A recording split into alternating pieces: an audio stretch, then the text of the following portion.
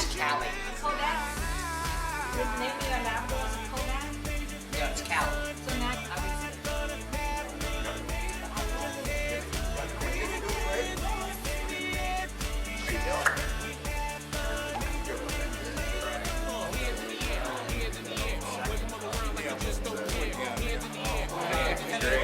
I'm pretty sure I have a few.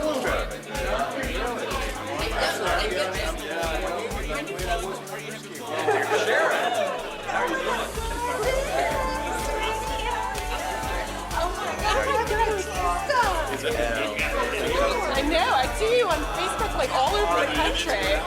It's great.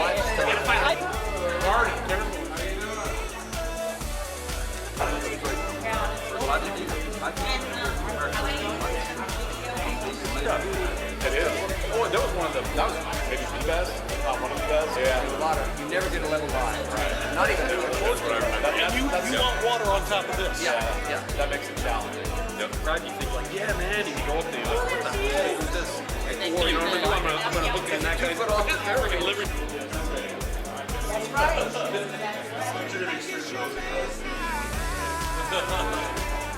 Larry needs to know what to do. Okay, so you told him.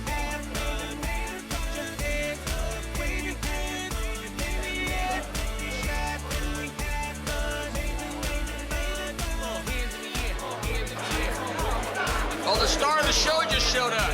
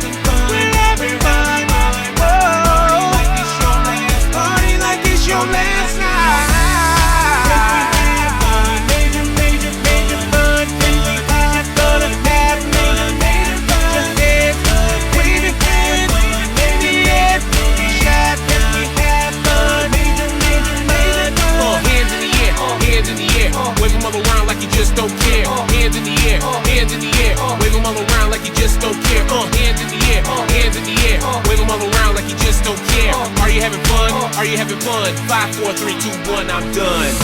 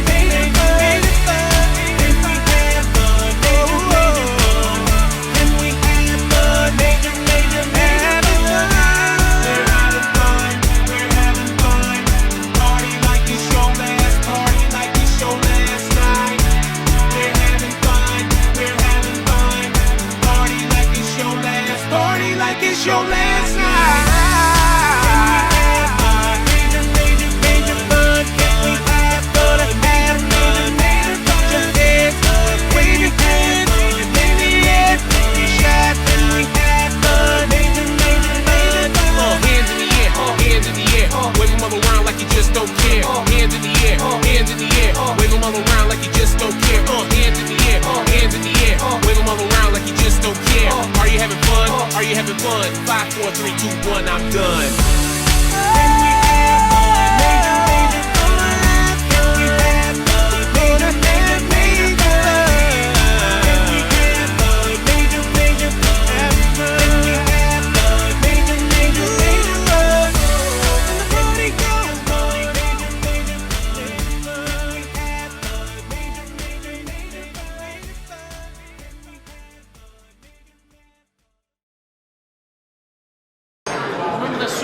Mr. Wills, please come to the front and take your seat.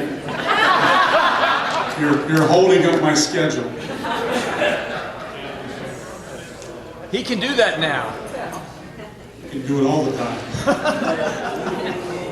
He's doing my mid-year on Tuesday. Thank you for, first I want to thank everyone for attending, for being here. We're here to honor 39 years of federal service for Larry and a whole host of achievements. And I'm not, well, first of all, I'm Cliff Byron. I shouldn't assume that you know who I am. I'm not the, I haven't been in the Postal Service the longest. I'm not sure whether that's Daryl Blackwell or not, but Daryl's pushing 40 years. I haven't worked with Larry the longest, so I'm not going to spend a whole lot of time speaking. There's a lot of people here that have a lot better knowledge than I do, and I promised that all the stories I've been telling for the last 15 years I will just leave unsaid. Now, I am going to take a little time to say one thing, and that was I'm going to tell you the secret of Larry's success. And I was talking to Larry last night, and we were talking, I hope they're not hoping there's be like some memorable speech. And we talked about some past retirements and some people who really had humorous and memorable things to say. I told Larry, don't worry about it. I will tell them the only thing they need to take from the meeting. And he probably doesn't remember this, but about 15, 16 years ago, I'd been an employee for the Postal Service for maybe 2.5 years. And when all of us take a job, you start looking to see how to do the job. And you talk to your coworkers, you talk to your supervisor, maybe you talk to the people you're servicing. But I used to try to take a little further than that. I used to look for people who were successful. So Larry Wills was successful. He got things done. And I'm not real sure what it was that sent me off to find out how to be successful. It may have been a meeting with the Raleigh IDSSC, but I came away feeling that I had to be something more.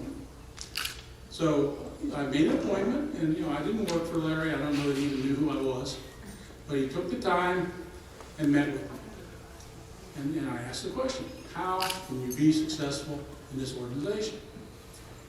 And everybody here is actually a part of his secret, because it's relationships. Larry Wills established relationships.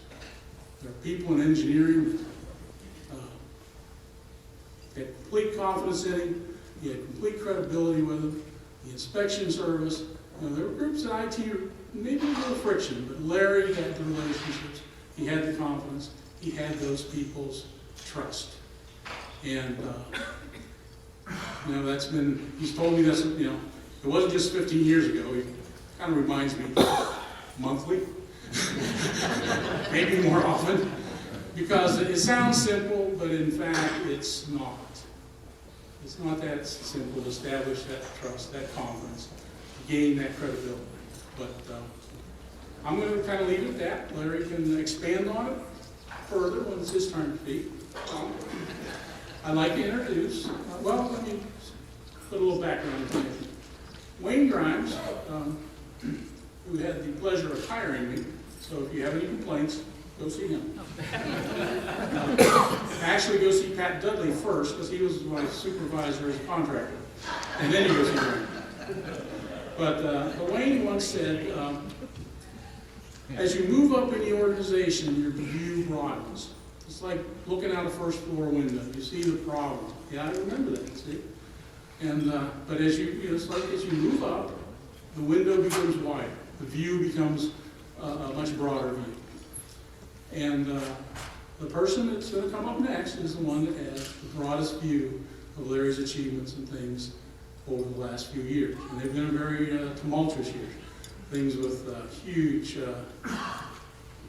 impact on the Postal Service, tremendous changes, schedules, financial problems. So I'd like to introduce John Edgar, the Vice President of IT, and Larry's boss.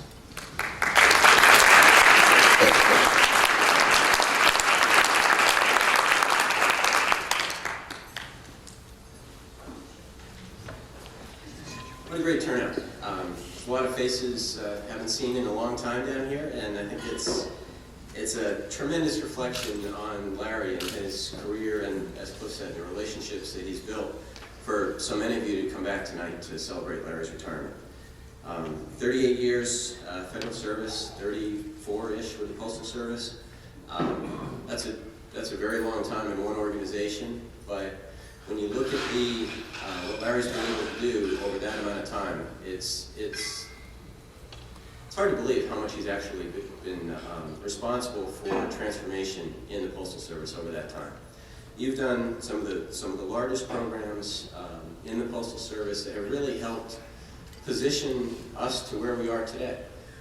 For those of you who are currently in the building, when our CIO was down a couple weeks ago, we were talking about a lot of the new initiatives for big data and analytics and all these new scanning initiatives and all that.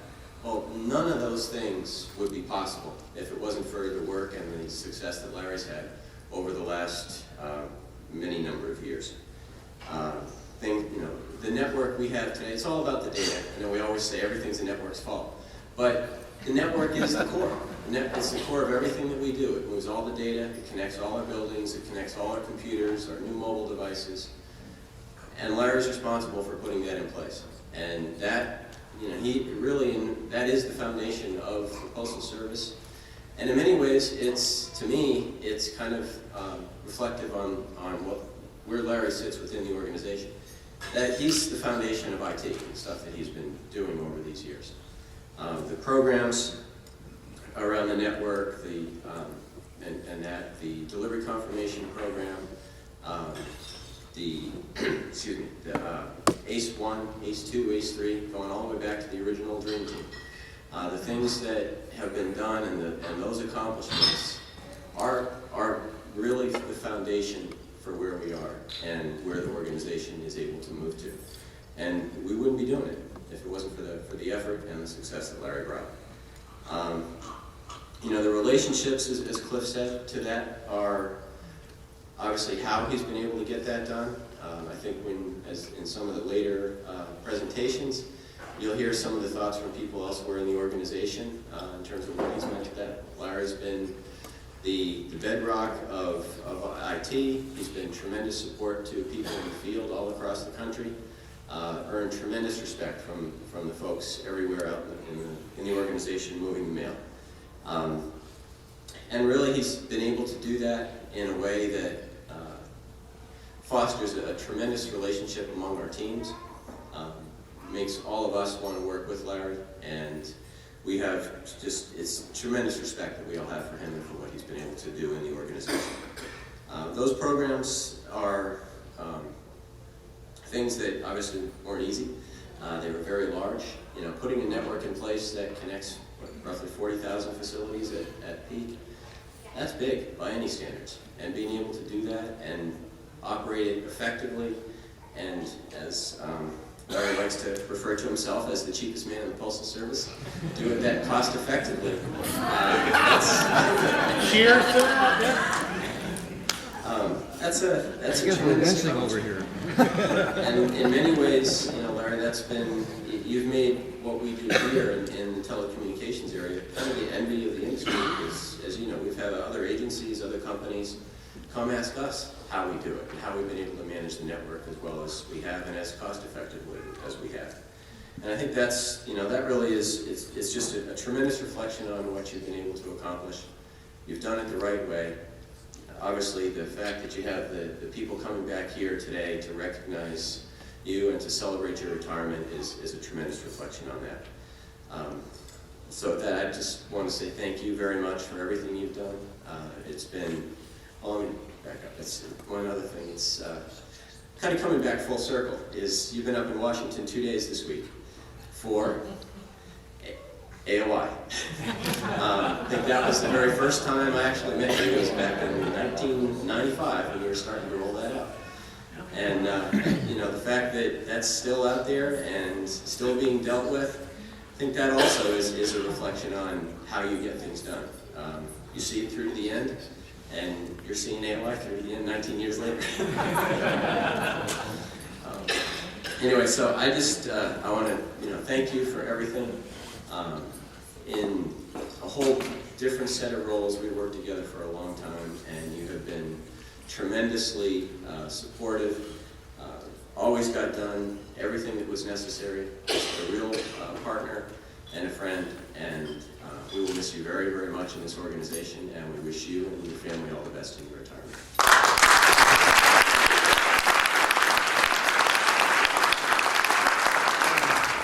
Our next speaker is someone else who's worked with Larry for many years. In the end, that's really what it was all about. It's not just service in a couple of buildings. It's service to people that deliver mail, people that process the mail. And Cheryl was the one that kind of kept those people moving. So, Cheryl?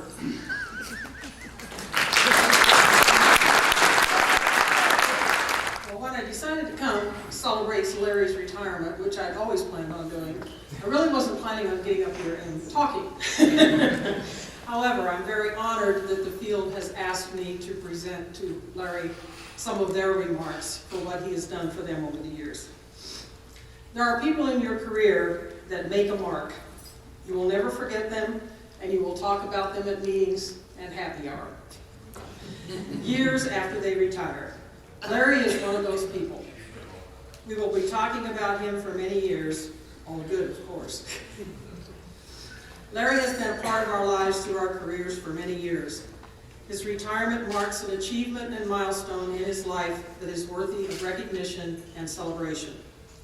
Many here in this room and in the field have Larry to thank for their careers in IT, oftentimes being the manager that first hired them into IT, or he gave them the experience that got them the promotion that they wanted. He helped to guide them and mentored them to the positions that they have in IT today. From 42 to over 34,000. When we started, there were only 42 sites in the field that were on the network when Larry started working in telecom services, and today there are over 34,000. Under his guidance and leadership, we watched the network and services grow and expand further and further in the field. Not even Walmart can say they've accomplished what USPS IT has over the past 35 years. UPS and FedEx don't even come close to the size and features of our network that Larry helped build. We are proud to have been Larry's partners in the field to accomplish this. Larry has worked beside us and guided us through some of the most challenging efforts in the USPS IT history. Gold tape, AOI, VSAT, PBX key system expansions, Profit Line, Prime, Blackberries, ACE, ACE2, ACE3, and now all of the last mile tools with wireless everywhere. These are just some of the huge efforts with thousands of sites, thousands and thousands of devices, and millions of dollars saved and invested in our infrastructure. Many IT professionals in private industry will never face these kinds of challenges or have these experiences, and we were fortunate to be a part of it, with Larry as our partner and leader. It is through Larry's expertise and dedication that CIO IT leaders have the network and services needed today in the field for the last mile tools, and the foundation that they will need for the future of the Postal Service technology in the field. We feel that Larry is one of the IT managers who truly has saved millions for the Postal Service. Larry did just that over the years with his approach to our contracts and the way he managed those huge projects. It is staggering to think about all those zeros. As all of these efforts rolled in the field, Larry has always been there as our trusted, reliable, steady big brother. He listened, he responded, he cared. He has always been there for us, especially when Cliff would say no. They wrote this thing.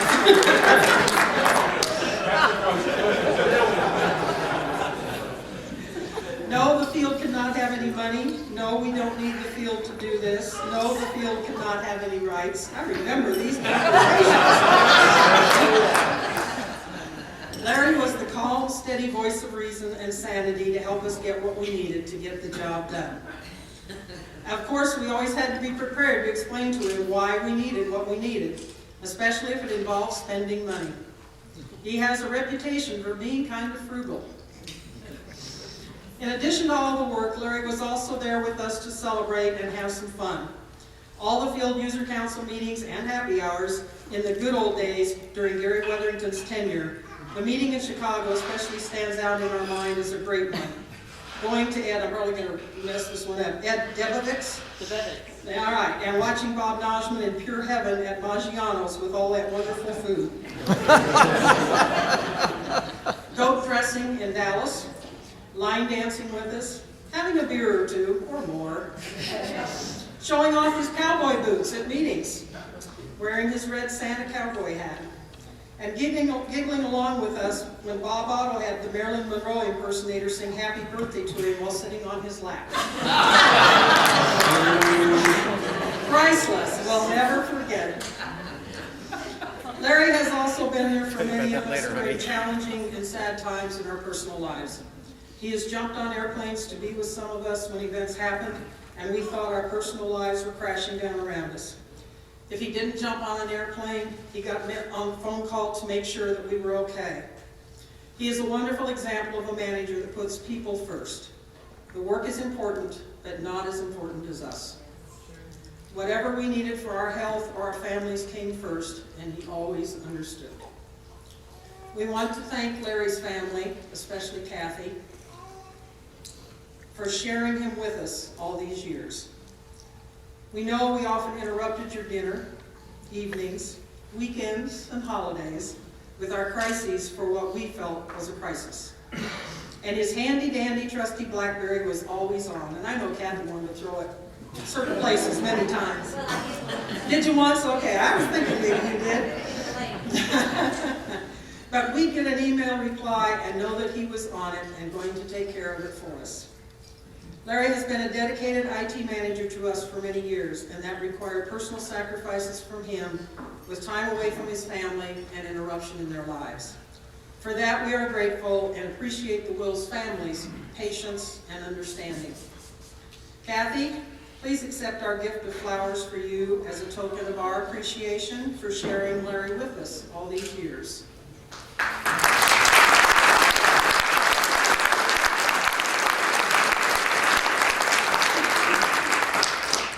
Larry, thank you, thank you, thank you for the thousands of emails, hundreds of telecons, all the airplane trips to come see us when we needed you, and all of your support for the field over the years. We've made some great memories together.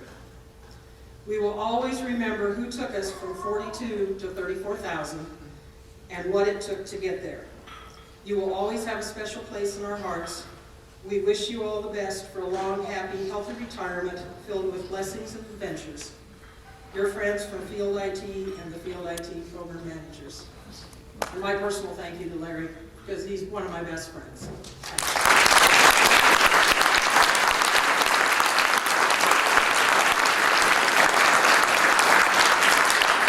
The times have changed. Cheryl mentioned, going from 40, 50 sites to 34,000. The network really, probably 10 years ago, 12 years ago, was a convenience in many cases. We lost the site, we lost the post office.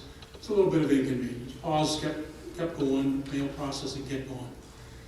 And over, between that 2001 time frame and probably, 2000 or 2010, 2011, that all changed. It all changed, and the network became essential. If a post office drops off the network today, the postmaster has to go out on the door and put a sign and say, sorry, we're not taking credit or debit cards.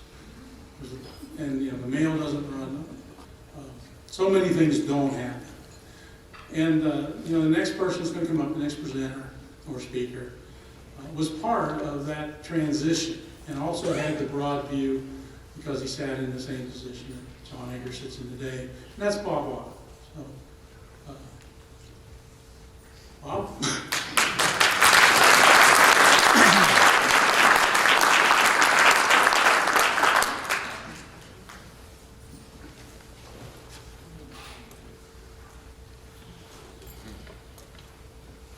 You think I have a loss for words, right?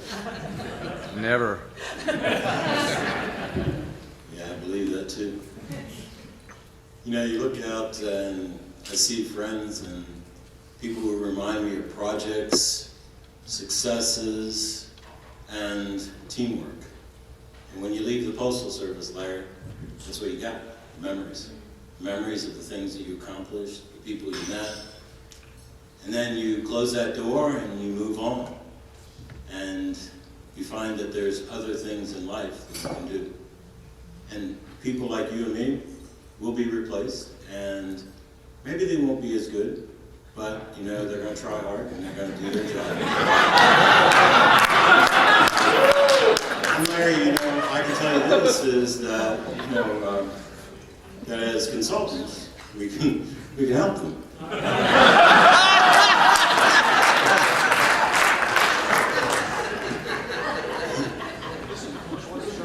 6.5 years, I haven't given my business card to anybody postal. I just don't believe that I need to be a salesman. But you know, there's some really great people here, and we all grew up. Larry and I grew up in the Postal Service.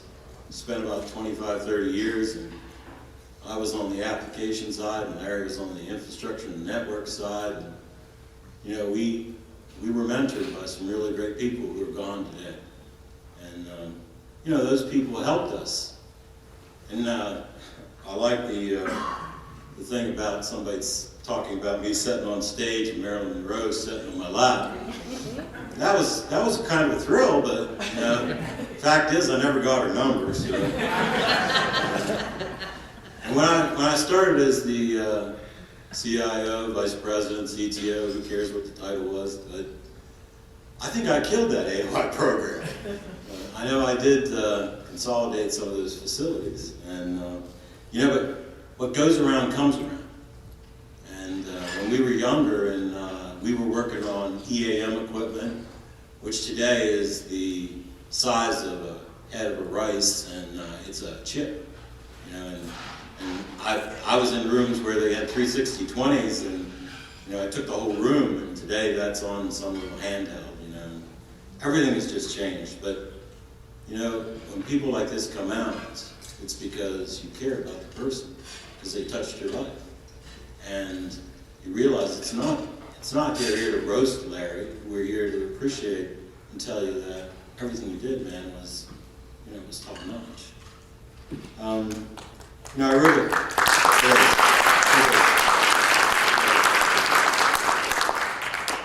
You know, when you go to somebody's retirement, you don't want to screw it up, so you write a speech. So I wrote a speech, and the sad part about this is I forgot my glasses. So I'm gonna have to make it up. I got some. You like that? I don't think they'll work, okay? But you know, over the years, I thought that, you know, that things would get easier in technology. They don't. And I really, the things that we had to deal with back in the beginning, connecting things, and today, now, they want applications in days. I mean, for people like John Edgar and Jimmy Cochran, you know, this is tough stuff. You know, and you lose good people, like the Dream Team. You guys remember who you are? Yeah. And you know, and people like Larry, when you lose that, it's hard to fill that. Inside, outside, it's tough. We accomplished a lot. In 2005, we pulled together this document. It was a 6-fold. It was called IT, 40 Years of Innovation and Successes. And it was really an eye-opening adventure for all of us to see everything that we had done in the Postal Service from the beginning, the last 40 years. And a lot of those 40 years, like I hate to say, but there's a lot of people in this room here that helped do that, and you and I did too as well. And I'm real proud of that. And when I go meet with a lot of customers and other federal agencies, I'm very proud of the Postal Service, because I know what we've done, I see what they've done, and you know, it's a tribute to the people.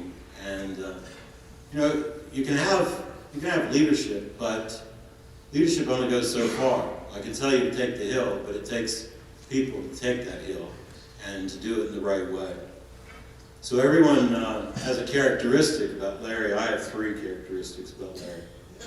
You know, the first one is he's cheap, and you know, and he's damn proud of it too. You know, and the nice thing about this with Larry is, and I'd be sitting in these meetings where Larry would bring in Verizon and Cisco and HP and all these others that are probably in this room tonight. And he would bring them in and he'd say to them, I'm gonna put out this RFP. And I have to tell you, you're gonna have to bring your prices down. And you know, and he did. And every time he shaved a penny off, it meant hundreds of millions of dollars for the Postal Service. And I could stack you up against anyone across the Postal Service in the last 30 years, excluding me. You saved a lot of money. And I know that you're only second to me in saving money, but truly, you know that you saved in that. You're a real true professional. When you look at something, it's not personal to you. And you're doing the work for the good of the Postal Service, and then IT, and then you're last. I used to tell you, Larry, shift your priorities. Make me look good first. And then make IT look good, and the Postal Service. But he never would do it.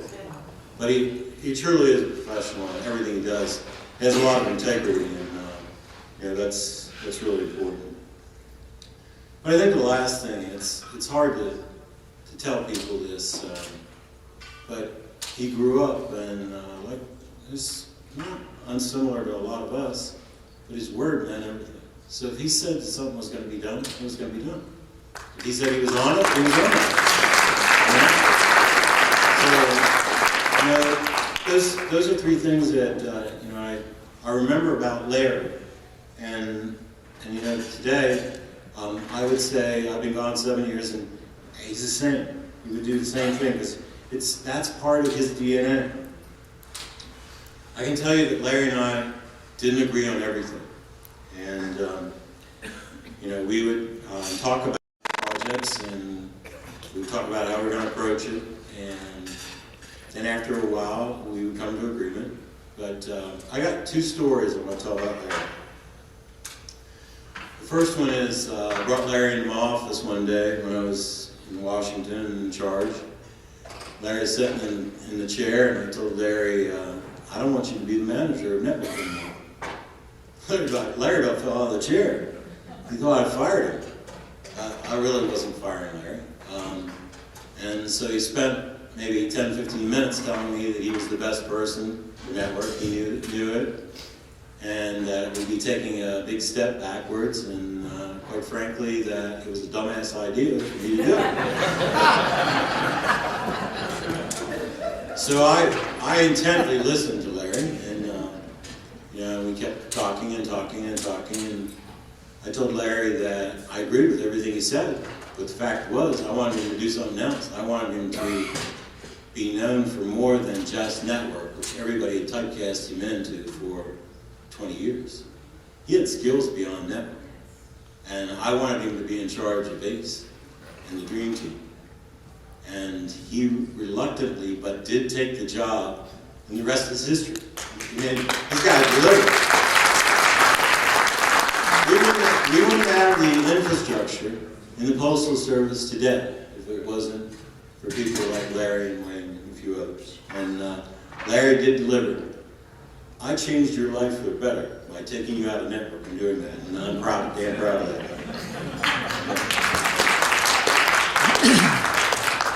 You don't have to clap. When you get over 60, you don't give a shit. I have these millennials that work for me today, and you know, all I can tell you is they can't get from point A to point B, but they're sharp. The second story I want to tell is, and I can tell some really roasting stories, but I'm going to tell this one about Kathy as well. I feel it's only appropriate that, you know, you get the other half, right? So, I know you know that, or remember that, you know, back when I was still here, there was money. Seemed to be money. Anyway, so every quarter we would go to the site, just like we're all here, and we bring all the managers, and I thought that was a great way to let the site see all the managers in IT. And so we come here to this site, and we go to some place, I think it's called the Red Horse, or Red Barn or something, restaurant. And as usual, I'm late for the the event. I'm coming in and I'm just wanting to get a beer, and Kathy is in my face, real quick. And she's telling me what a bad person I am, and what a bad manager I am, because I'm requiring Larry to work 7 days a week on vacations. If you all remember the auto vacation, you're always on your BlackBerry and your laptop. 4 a.m. calls. Yes, 4 a.m. calls. Yes, it was nothing for me to call you at 2 o'clock in the middle of the night and say, your system's down, please get in, all right? But, so she's telling me all this stuff, and, honestly, when she's done, I'm saying to somebody, don't set me near that lady. And so, they didn't set me in the middle of the table, they set me over at the corner. And so everybody's looking at me a little awkward, like I'm a leper or something. And I'm like, I don't want to sit near her anymore. I did hear you, Kathy, and I can tell you this, I really took it to heart for about 10 minutes.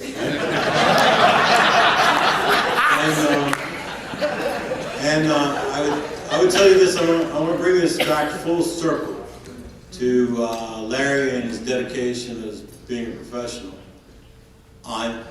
I could have told Larry to only work 8 hours a day. I could have told Larry, don't work on Saturdays or holidays or on your vacation. Larry wasn't going to listen to me. It was in his DNA. He loves to work. He loves his job. There's people in this room here who love your job. It wasn't a job. It was a career.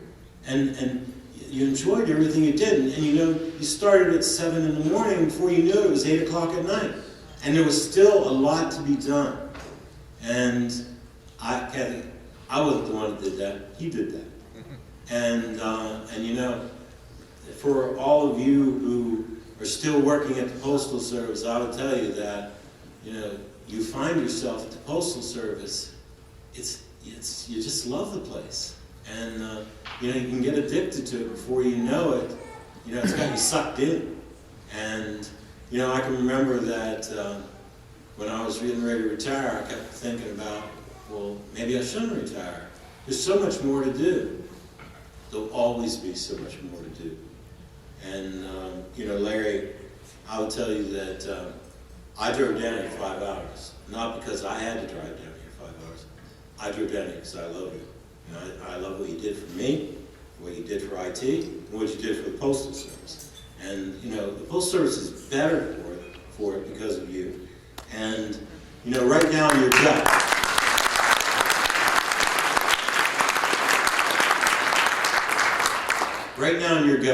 your heart's, broken because you're thinking, I'm leaving a place I love. And, I don't know what's behind the next door. And maybe I should stay another 3 months or 6 months or, and do these things, but you know when it's time. And you need to decide and you move on. And there'll always be someone who takes our place, and there'll always be someone who'll do the best they can. The only advice I can give to John Edgar is whatever you do in replacing Larry, because everybody would call Larry. Just name the next person Larry. Whoever you put in there, just tell them they got to change their name to Larry. Right? So, life will go on, and all the people in here care for you, worked with you, love you, and I can only say this, that you made my life better. I looked really good as a CIO, and I took credit for a lot of things, but the fact is I knew that you and others did the work, and I'm so blessed for having known you, and thank you very much.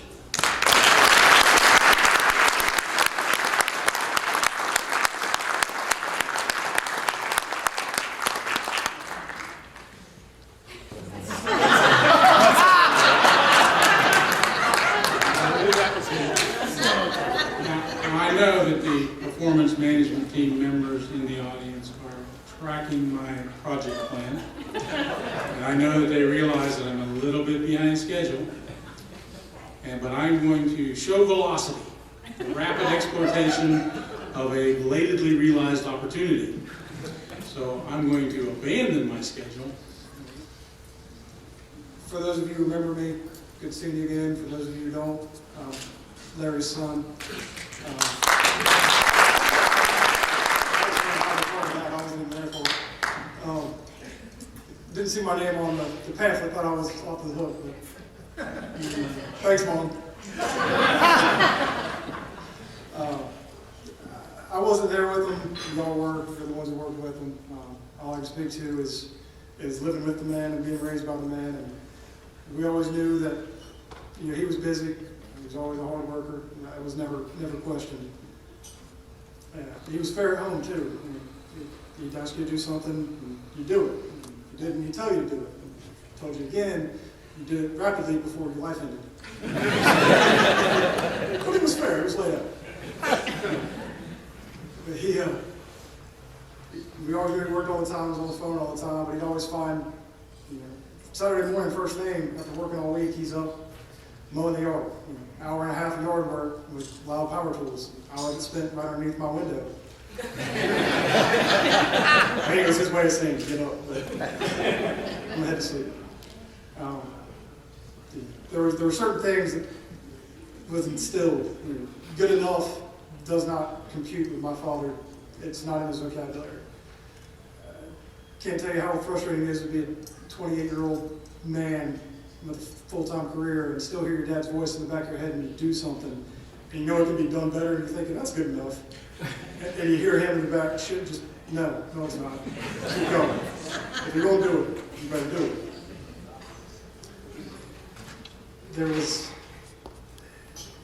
It's impossible to live up to the man's standards. I tried, I quit.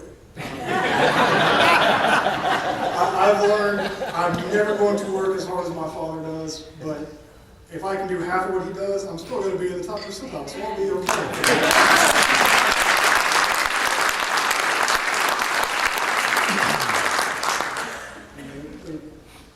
Certain things that we've learned from, the family learned from, the children learned from them.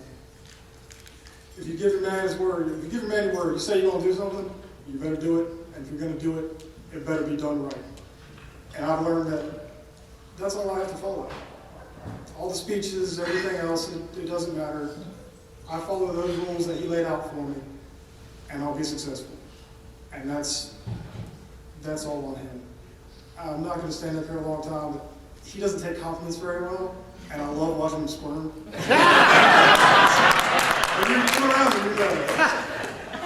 But we knew if we were sitting after practice waiting for hours for him to come pick us up because he was on a conference call. We knew it was because he was busy. We knew it was because he was busy. And I'm glad somebody other than me brought up the cheap thing because I could not understand why my father drove a 1985 Ford Ranger for years. And this was late 90s. The car that he would get into and become a lowrider because it was not made for anyone to live in. But he did it, and I know why he did it. And he did it because it worked. But I will say this. We understand the hard work. We're eternally grateful for it. And you raised a family that never wanted for anything, always had what we needed, probably more than we ever deserved. And because of you, we didn't show it all the time, but believe me, on behalf of everyone, we love you for it, we appreciate it, and we just try to be somewhat as good as you are. We'll be all right.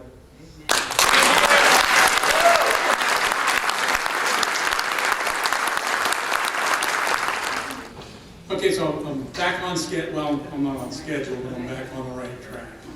We'll have the group of people that are dealing with all of the problems in IT. The team that Larry's a part of, the team that John's leading now in this time of tremendous change. The direct reports to John Anger when they come up and they have a presentation made. So.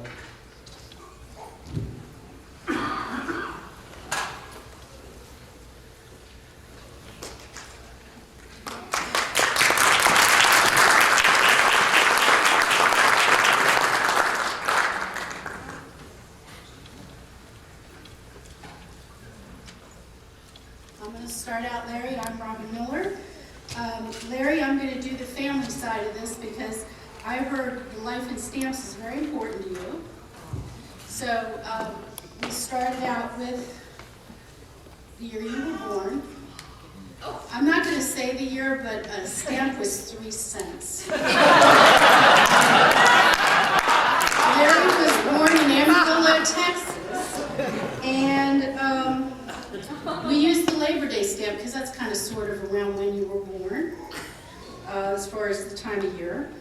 And then the next stamp is, the next 2 stamps, you were married to Kathy in Borger, Texas in 1983. And so we have the Texas Birds and Flowers stamp, which is the mockingbird and the iris. And we also have the 44-cent wedding ring stamp for when you got married. And then you have 4 children and 7 grandchildren. And so we gave you the 22-cent Love You Dad stamp. So that's the family stamp. Hi, I'm John Byrne, and I'm going to present the education and military part of Larry's life. In 1975, Larry served in the United States Air Force. So that's represented by the 32-cent Thunderbirds Demonstration Squadron stamp, and also the 37-cent Northrop Grumman Flying Wing stamp. And then in 1981, Larry graduated from Amarillo College with a degree in electronic technology, and that's represented by the 6-cent Progress in Electronics stamp. And then in 1983, Larry graduated with a Bachelor's in Science and Industrial Technology from West Texas State University, and that's represented by a 4-cent Higher Education stamp, an 18-cent Professional Management stamp, and a 32-cent Texas stamp. Thank you, Larry.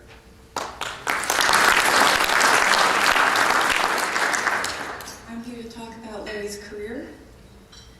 In 1974, he started his postal career as a city carrier in Amarillo. I just want you to know that Larry told me that was the best job he had ever had. When he told me this, his face lit right up. As you know, he went to the Air Force, but he came back to be a mail handler, which spurred his education. He didn't want to do that for very long.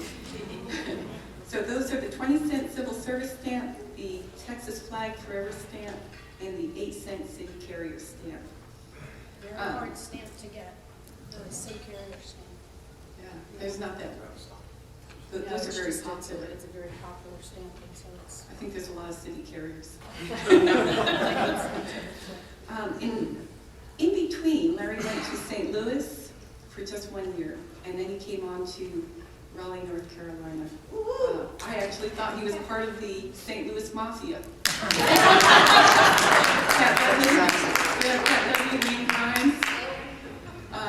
But he started out in St. Louis, he told me, as an EAS 17 and worked his way up the ladder, all the way up. He came to Raleigh. This is just a little interesting stuff about Raleigh that I didn't know. When he came to Raleigh, the South Building was an old house, overgrown. Yep. Walmart was a bunch of trees with a dirt road running through it and a dump at the end of it. Yep. He once went down there to see what they were dumping. I don't know why. Curiosity. Very curious guy. In 1997, he was appointed to manager network operations in Raleigh. I believe this is when he took that job over from Ken Siglowski. I don't know if Ken is here, but Larry talked very much about what a great person Ken was to work for, that Ken had told him and his folks that he wasn't here to run the network, that Larry and the team were here to run that network.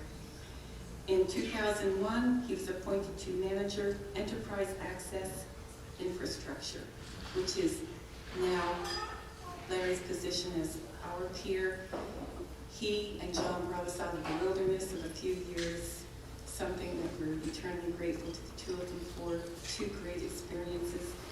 To commemorate that is the 43-cent North Carolina flag, the Postal Service stamp, the computer technology stamp, integrated circuit stamp. By the way, Larry originally started debugging circuits or network with an O-scope, and not so much today. And the World Wide Web, which Larry probably saw from its infancy to its current, blockbuster, world-changing event. So, thank you, Larry.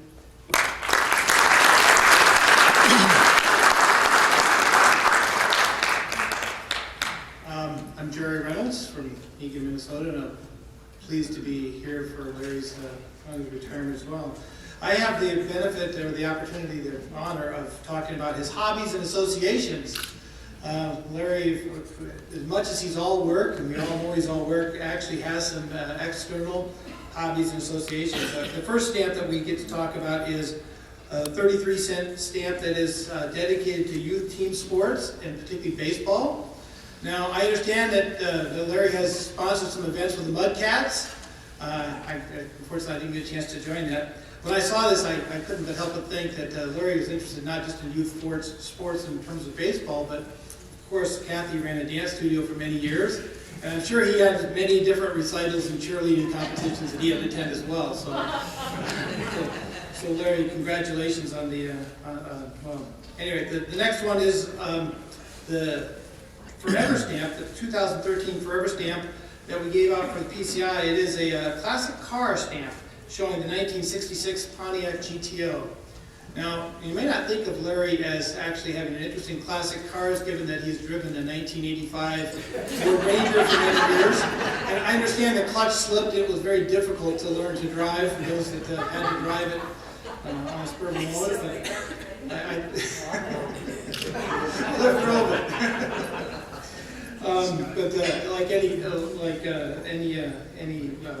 But many of us anyway, Larry does appreciate fine old automobiles.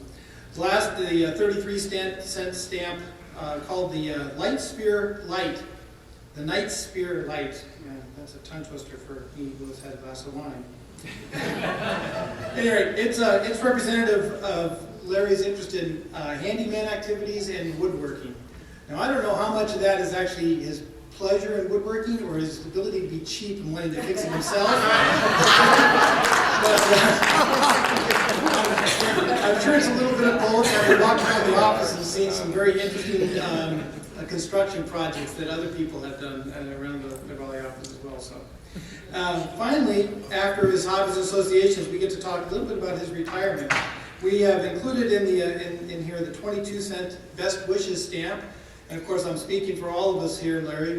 We wish you the best as you go on to future challenges. The last stamp on the plaque is a 44-cent stamp called Celebration. And when I saw the stamp, Larry, I thought of Tom Landry. Being a good old Texas boy, you remember Tom Landry and his hat? He was never known to smile even when he won the game. He came off the field looking the same, whether it was a win or a loss. And I think, Larry, all the years I've known you, I rarely see you come off the field with that big smile on your face, but you've just like Tom Landry, I think you finally won the Super Bowl, and you can now celebrate. You can come off the field with a smile.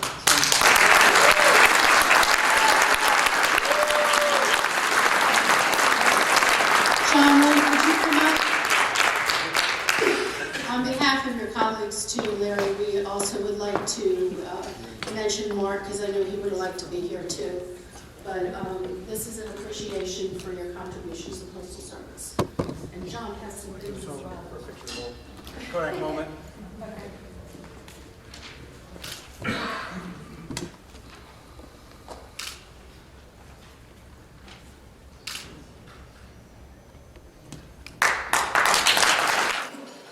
Anybody else?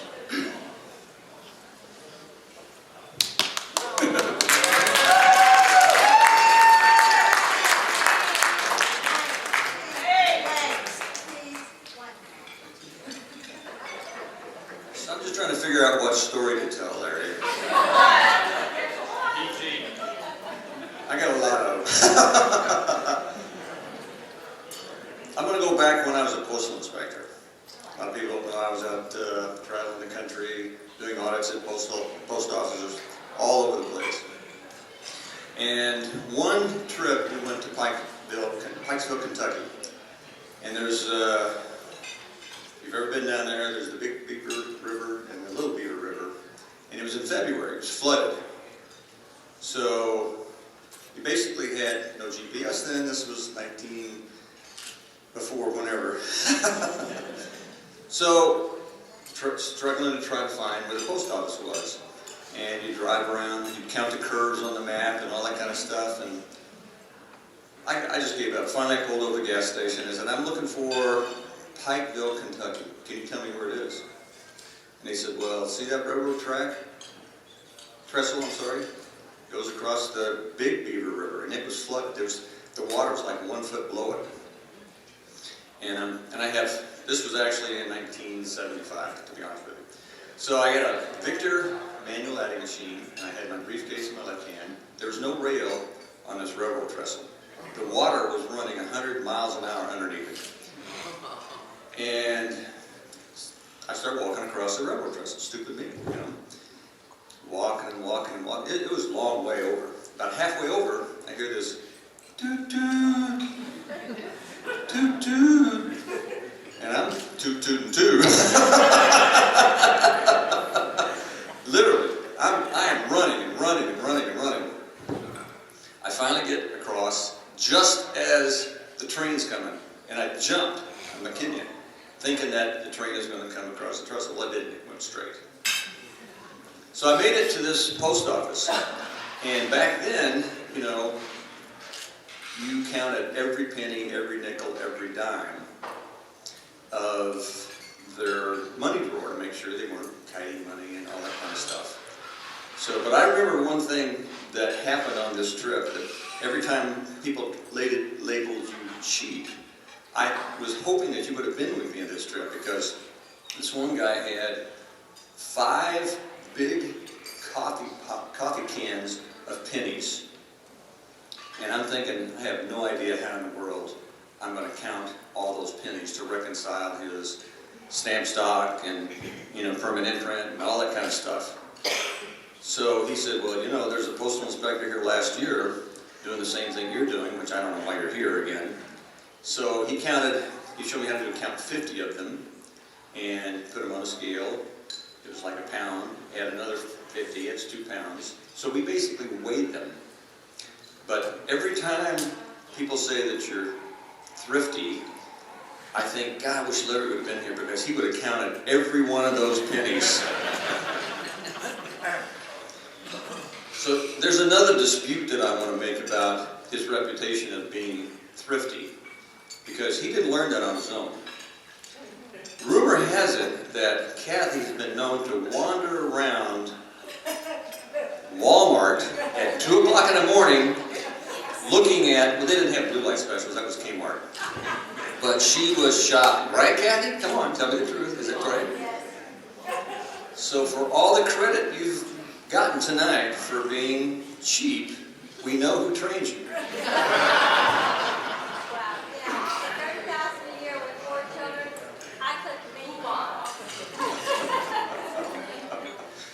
So, the other point is, everybody been talking about what you've accomplished. And Larry and I are good friends. He helped me out so much in my career. I think I helped him out as well. We worked together very well. We were honest with each other. You know, we talked all kinds of issues. He really was the person that I turned to if I had somebody I needed to talk to. So, congratulations, by the way, on your retirement, but I'm not finished.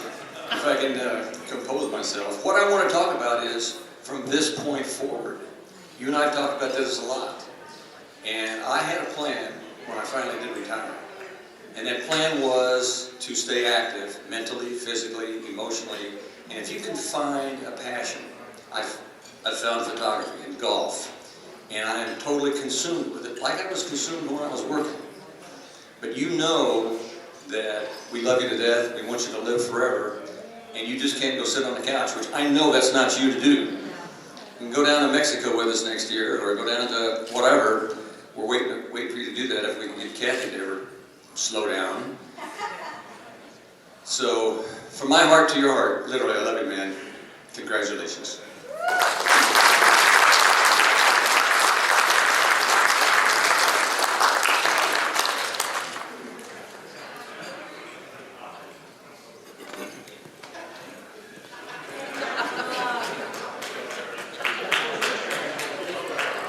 Larry and I have known each other for years.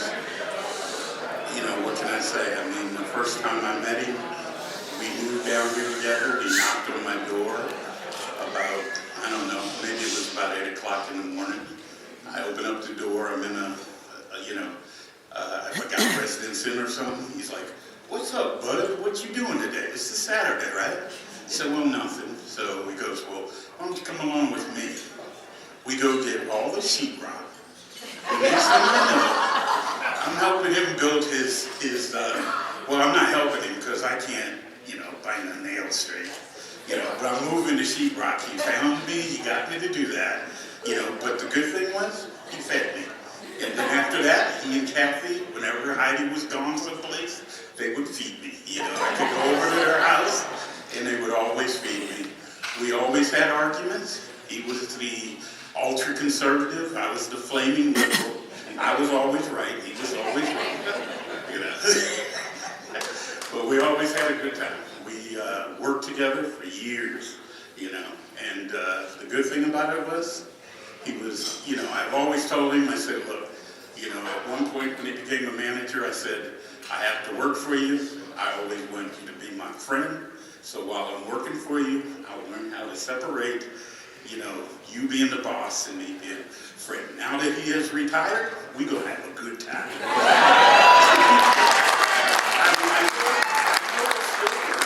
But we will get together. We always go to baseball games in the summertime. Hopefully we can continue to do that. And we get Kathy to go to some, But I'm happy for you, Larry. We had a great ride. I mean, we had good times. I could tell you stories. I could stay up here for hours, but you wouldn't want to hear them anyway. So, Larry, congratulations.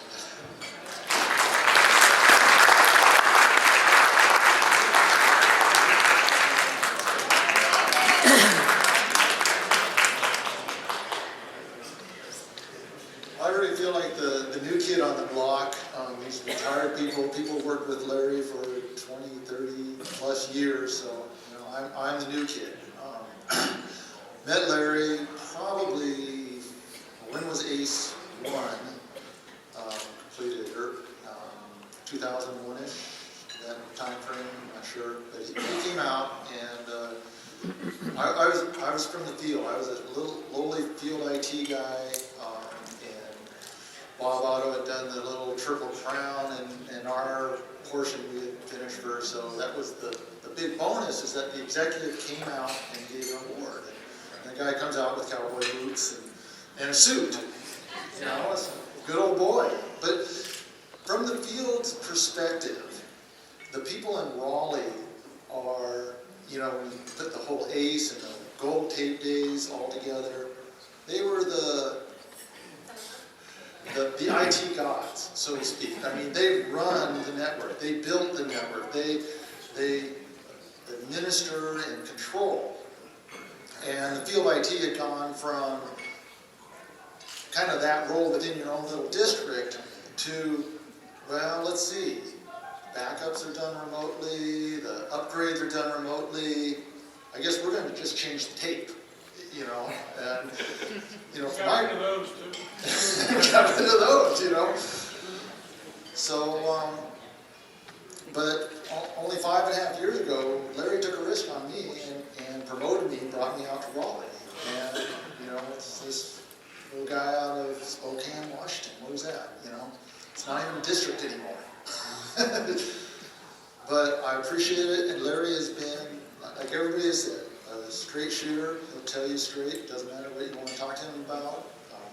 He's been a mentor, a friend. The stories you'll hear of Larry taking his weekends to help somebody with their car, with their, build a house or whatever, It's not just this executive boss up there, he's a real person. It puts a whole new light, and I think the field knows it. I think that everybody you touch, everybody who works, that's the story you keep hearing over and over. I thank you, and we're all going to miss you, and I appreciate it. Thank you very much.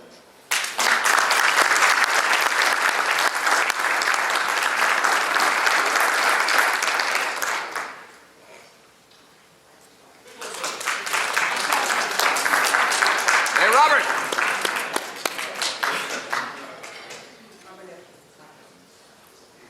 Good afternoon, everyone. I guess I'm here from somewhat of a little different perspective in that Larry and I really haven't worked directly together from an operational standpoint over the years, but we kind of indirectly worked together on some major projects like ACE, Prime. I mean, those were painful projects because when you walked into headquarters, you kind of walked into me because I represented what was a very interesting environment, might I say. And I'm sure Cheryl and Tim Whiteside and Larry and those of us and Gary, we felt that pain. And when you come into headquarters, it's a different animal. And they always respected that, and they understood it, and they gave me the benefit of the doubt that they would approach me, and we worked together as a team to make it happen. And from that, it all evolved throughout the rest of the country. And I've always appreciated the fact that they always respected and understood and gave me the opportunity to give my input for my vision and what I saw, and they understood it and it worked well.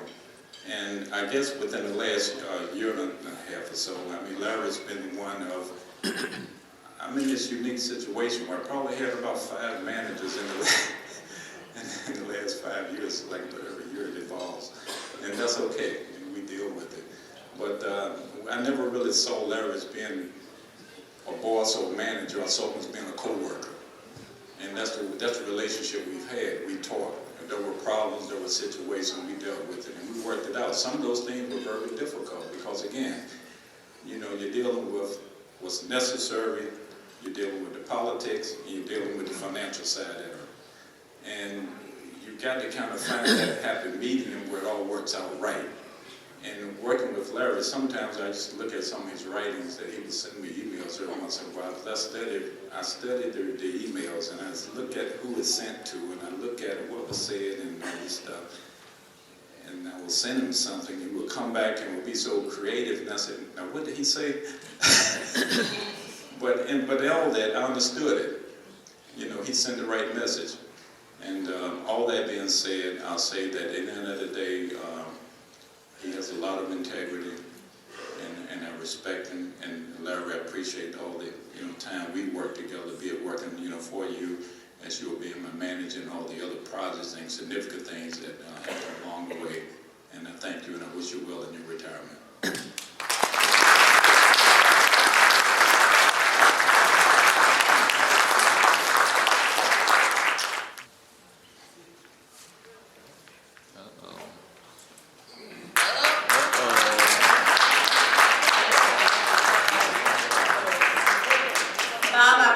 Not to harass you. So, no, I'm serious. The one thing I keep hearing over and over is that my husband has integrity.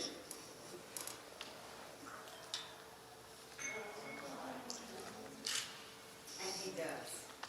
That is the reason I married him.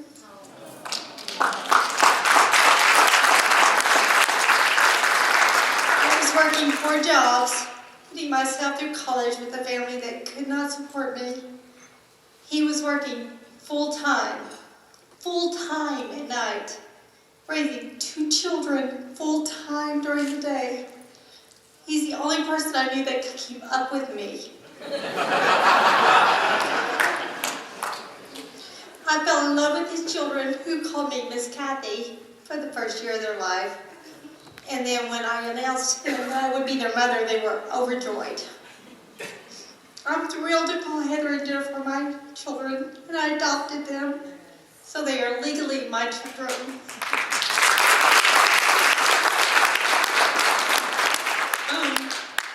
My husband has the most wonderful work ethic that I have ever known in my life.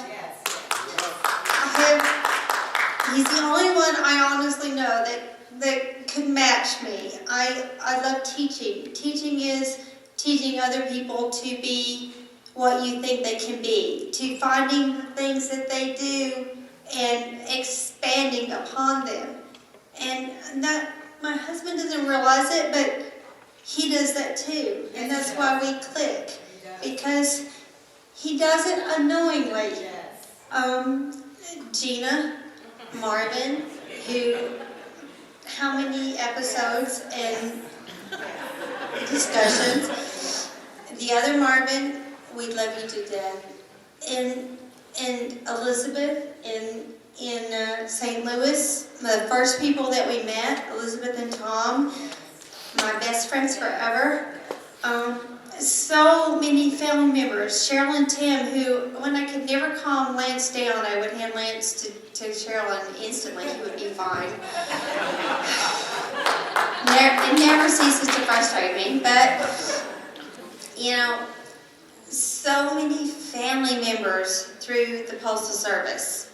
And even Bob, who wouldn't dance with me, which, by the way, you owe me a dance tonight, FYI. The Postal Service has been our family. Dave Buckingham, and how many oysters did we eat at Dave Buckingham's and Steve Winningham's? Oh my gosh, it was like, throw the kids in the back seat, let's go to Steve's, we're having oysters tonight, y'all go upstairs and play in the barber's chair or whatever, and we'll have a good time. That's what the Postal Service was a family.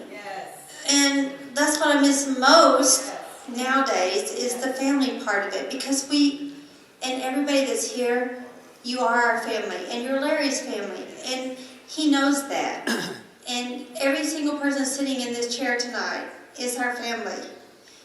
I was taught at a very young age that your family is not blood-born. Your family is who you love, who you share time with, and who you respect. You are all who Larry respects, and I know that.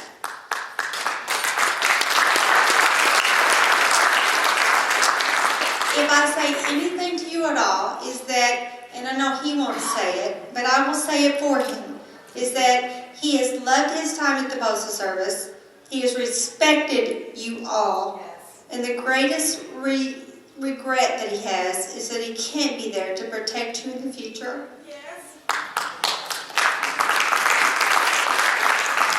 So what I'm going to say from my heart is, respect yourself. Stand up for yourself and carry on, because that's what he would want. Thank you.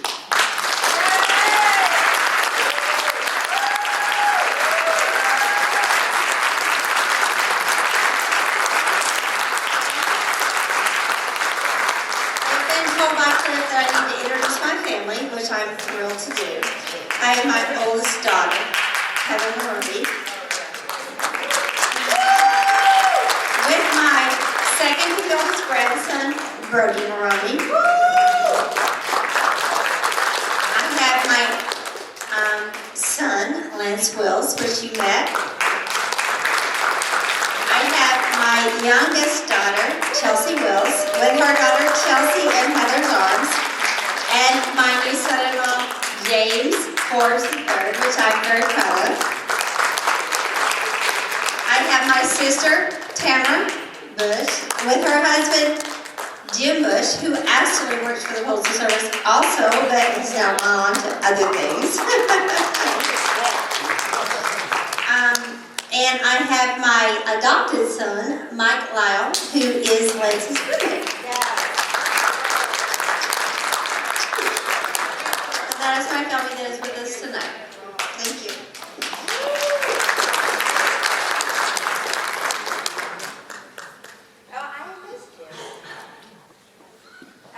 Y'all have to come up here and take a picture. I've been told. Come on. Good stuff to Larry. Anything you want to say to Larry, Cheryl? Hey Larry, we told you we'd be here for your retirement. Sorry it's just me, but I'm here. I didn't think you would go so soon, but I wish you the very best.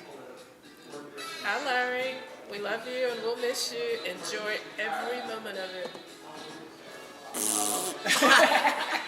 Hey, you're not that See you around town.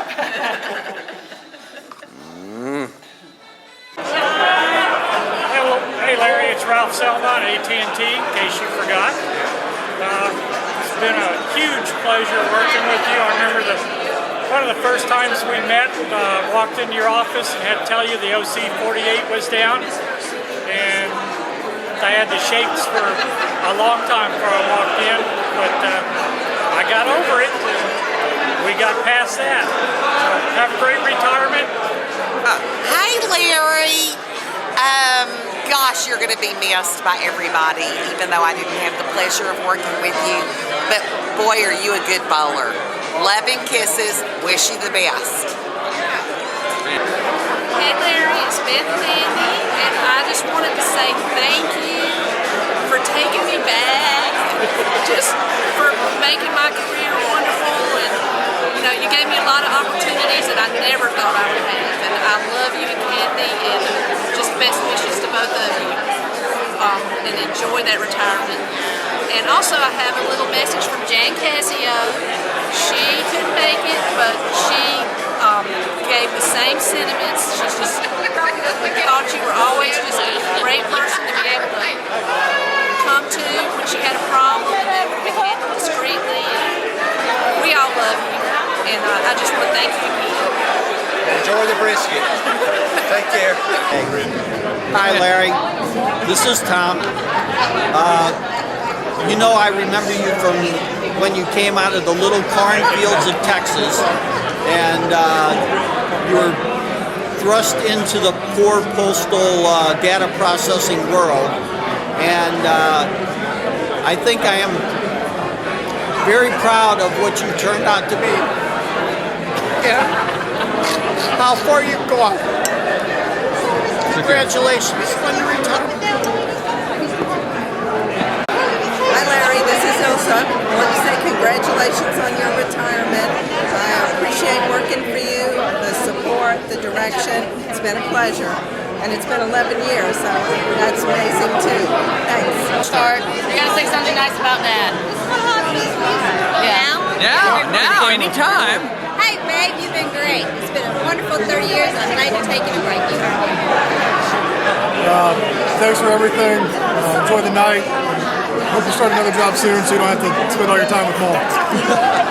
Congratulations, Daddy. We love you very much. We're very proud of you. I don't know life without the Postal Service, so this will be interesting for all of us. Love you. You're a fantastic grandfather, and I still think you work for the FBI. He's a grandfather? He's that old? Oh my gosh. Hi, Dad. Thanks for everything you've done for me through all the years, and I'm so proud of you. I'm glad you're finally getting to relax and get some time off. How you doing, Larry? I'm proud of you. Thankful to be your son-in-law.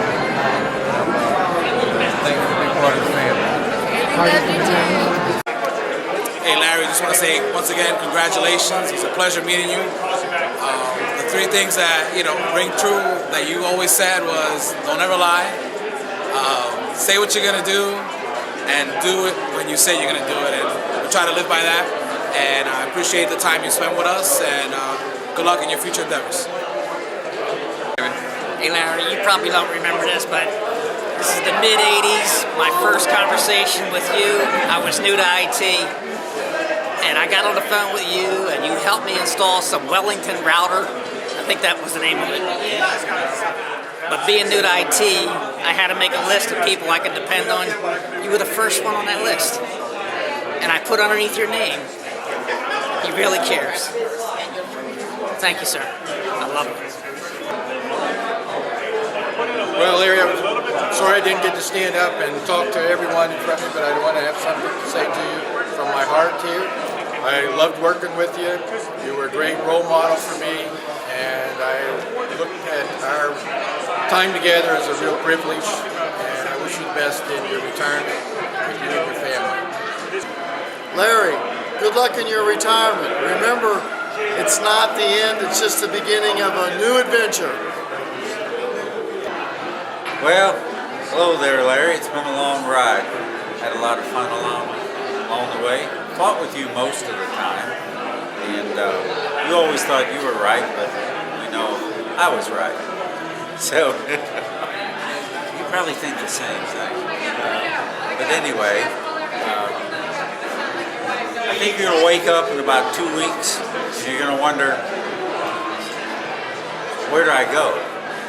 So you can talk to Wayne and the other guys who went before you, and hopefully they can take you out for a beer and help you with that struggle, because the Postal Service becomes such a big part of your life that it is definitely like a death in the family. So good luck, and I know you'll be successful at whatever you do. Hey, Mr. Wills, I want to tell you one thing. I appreciate our friendship, appreciate you working with me, mentoring me, and all of the great things you did. You know, we got almost 30 years together ourselves, but I wish you the best for you, your family, and of course, don't forget, when you get this, we should have had lunch at least once, but if not, we'll have 2 in the place of 1. Have a good one, buddy. God bless. Larry, you've been the best. You took a big chance on me in 1998. You promoted me. You stood by me during some really tough times. I really appreciate that. You were the best. I hope you believe that I gave you 110% because I always do. You did a lot, and I did it because I like to do it. I don't think I'm cut from the same cloth as you because I couldn't work as many hours as you did. I hope you're satisfied with the job I did for you, and thank you for being a mentor and a friend to me. Good luck, Larry. Enjoy your retirement. Larry, congratulations. Wish you much luck. Look forward to fishing with you. You have to get up to DC. Have a great time, and thank you for everything you've done with and for me in the past. I appreciate it, Larry. Thanks. Larry, thank you very much for everything you have done. The last 18 months have been great because of you, and I wish you the best. I know you'll be successful in whatever you take on next, and just remember, it's tradition. Bye. Hey Larry, this is your retirement night. This is a great night for you and your family. I'm just remembering something you told me years ago about how the mail handlers out in the plants couldn't change their gloves until they had 2 or 3 fingers on each hand taped up. And that's why it was important for us to be thrifty with our money and think about how we were spending it. You've been great here. I'm going to miss you like crazy. I'm going to miss you like crazy. I'm going to miss you forever. Bye-bye. Larry, like I said, man, we got to get together, have some fun. It's been great working with you and working for you. And I hope you have a great time in retirement. Give me a call when you get a chance. Take care. Hi, Larry. Just wanted to congratulate you on this huge accomplishment. We're so happy to be here tonight to help you celebrate. And just want to let you know I have so many fond memories of you growing up and Kathy babysitting Chris and I. And most of all, I'm so thankful for your friendship with my dad. I know that he would have wanted to be here tonight to celebrate with you, and I knew he would have had a lot of stories to tell. I wish I could tell you or tell everyone them in his absence, but just want to congratulate you again and thank you for everything that you've done. And thanks so much for your kindness to Drew and I when we moved out here. And just will never forget you and Kathy's kindness to us. So best wishes, hope to see you soon, and take care. Yeah, thanks. Congratulations on your retirement and enjoy it.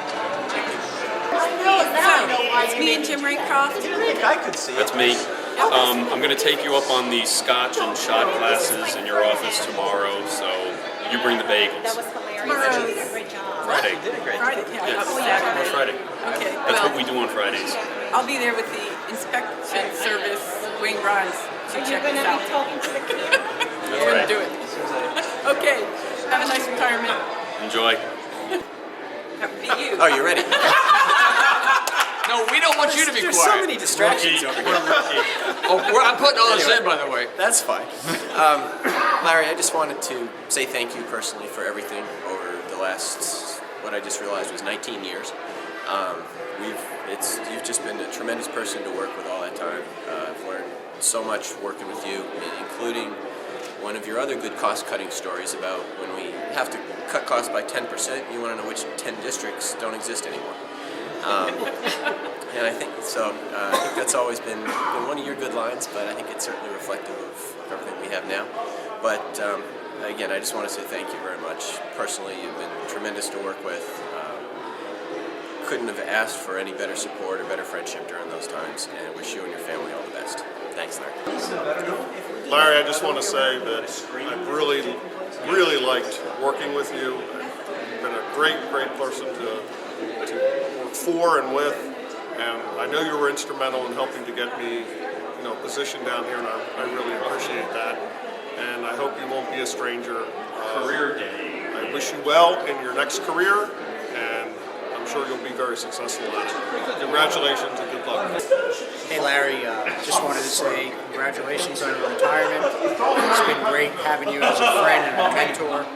I appreciate everything that you've done over the last 9 years with me, especially being there during some of the hard times with my family.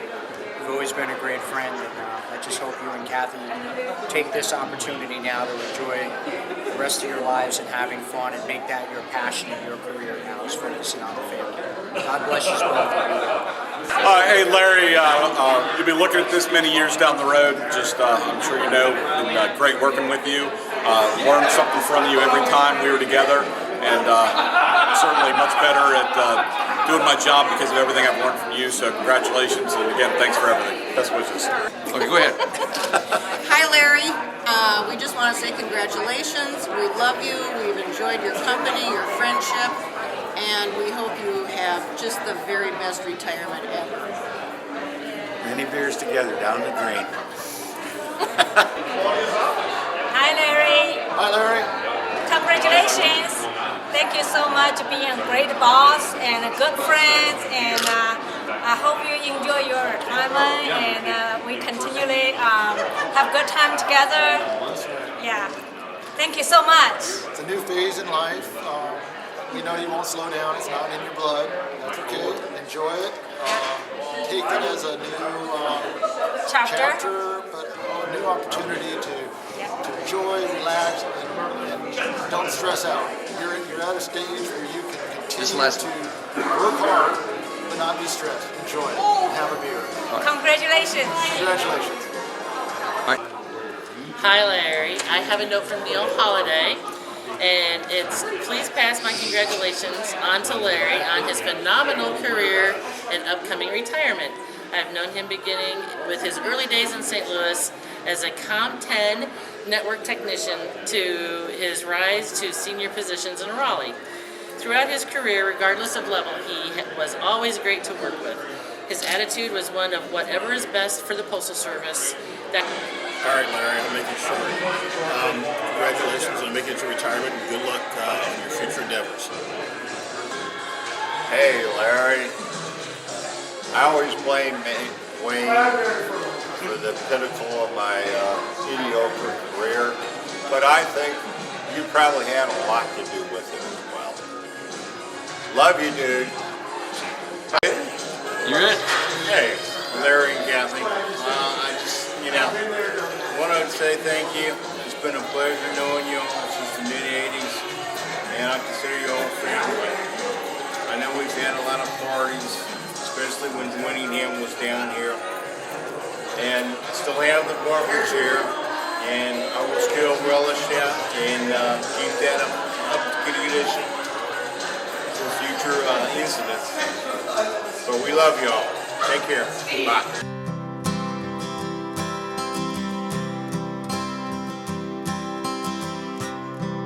You're the one who takes my breath away, and you're the one who puts a smile on my face.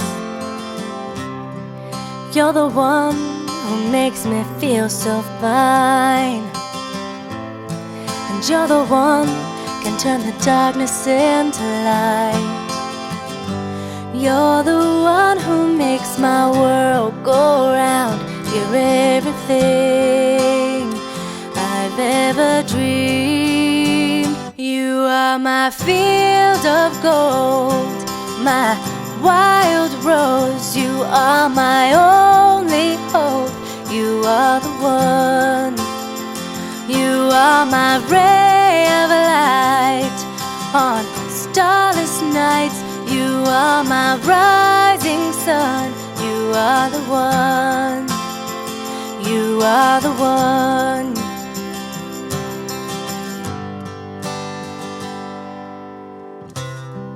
You're the one who keeps this love alive. And you're the one who sends a shiver down my spine. You're the one who makes my soul complete. Stay as you are. Stay in my heart. You are my field of gold, my wild rose. You are my only hope. You are the one. You are my ray of light on starless nights. You are my rising sun. You are the one. You are the one.